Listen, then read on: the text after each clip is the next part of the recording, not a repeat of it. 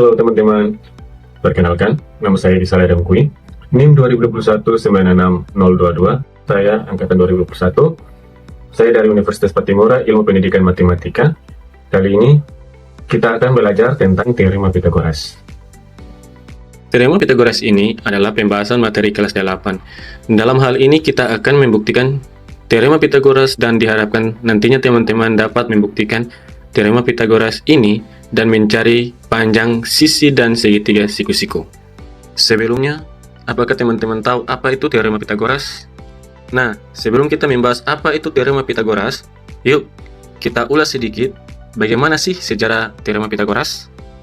Peninggalan Pitagoras yang paling terkenal hingga saat ini adalah Teorema Pitagoras, yaitu hubungan antara sisi-sisi pada segitiga siku-siku. 1000 tahun sebelum masa Pitagoras, orang-orang Yunani sudah mengenal perhitungan ajaib ini. Namun teorema ini dianggap sebagai temuan Pitagoras karena ia yang pertama kali membuktikan secara matematis. Nah, sekarang saatnya kita akan membahas apa sih teorema Pitagoras itu. Jadi, teorema Pitagoras adalah teorema yang menunjukkan hubungan panjang sisi-sisi pada segitiga siku-siku. Segitiga siku-siku ada 3 bagian. Yang pertama ada sisi siku-siku, yang kedua ada sudut siku-siku yang memiliki 90 derajat, dan yang ketiga ada sisi miring yang biasa disebut adalah hipotenusa. Ya, selanjutnya kita akan membuktikan teorema Pitagoras ini. Yang pertama, kita menggunakan luas segitiga siku-siku dan luas persegi. Ya, misalnya di sini kita memiliki 4 segitiga siku-siku yang identik di mana 4 segitiga siku-siku ini nantinya akan disusun sehingga berbentuk persegi besar. Ya, sekarang kita akan mengatur letak segitiga siku-siku tersebut sehingga kita mendapatkan persegi dengan sisi C di dalam persegi besar ini.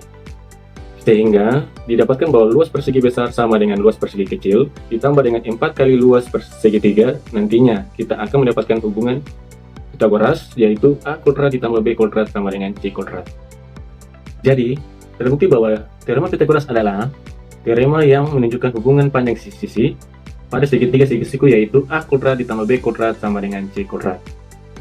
Selain dengan pembuktian yang pertama, kita juga bisa membuktikan dengan cara yang lain, teman-teman. Pembuktian dengan cara yang kedua ini sering disebut dengan pembuktian teorema Pitagoras modern. Mari kita bahas. Sebenarnya, pembuktian ini hampir mirip dengan pembuktian yang pertama, yang dimana kita memiliki 4 segitiga yang identik, yang akan dibuat menjadi persegi besar. Di dalamnya akan terbentuk persegi kecil dengan luas C kuadrat. Ya, selanjutnya ada 4 segitiga pada segitiga besar tadi akan diubah letaknya sehingga akan didapatkan 2 persegi kecil dengan luas A kuadrat dan B kuadrat. Ya, selanjutnya kita dapat membandingkan gambar sebelum dan sesudahnya dengan persamaan luas persegi sesudah diubah sama dengan luas persegi sebelum diubah.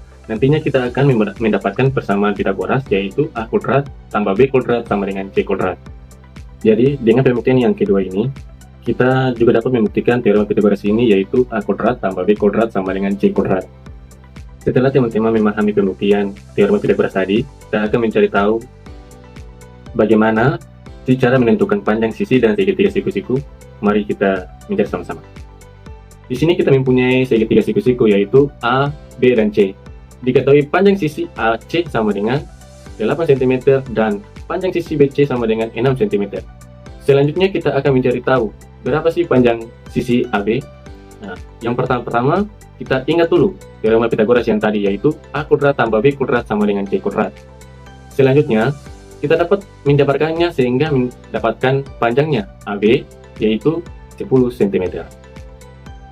Bagaimana? Sudah paham kan teman-teman? Jadi, kita dapat menyimpulkan teorema Pitagoras adalah teorema yang menunjukkan hubungan panjang sisi-sisi pada segitiga siku-siku, yaitu A kuadrat ditambah B kuadrat sama dengan C kuadrat, yang artinya kuadrat sisi miring sehingga siku-siku sama dengan jumlah kuadrat dari sisi yang lainnya. Jadi, kesimpulan tadi menjadi akhir pembahasan kita pada perjumpaan kali ini. Untuk itu, jika ada kritik, saran maupun pertanyaan, teman-teman boleh langsung kirim di kolom komentar di bawah ini. Akhir kata, saya mengucap terima kasih sudah menonton video saya dan sampai jumpa.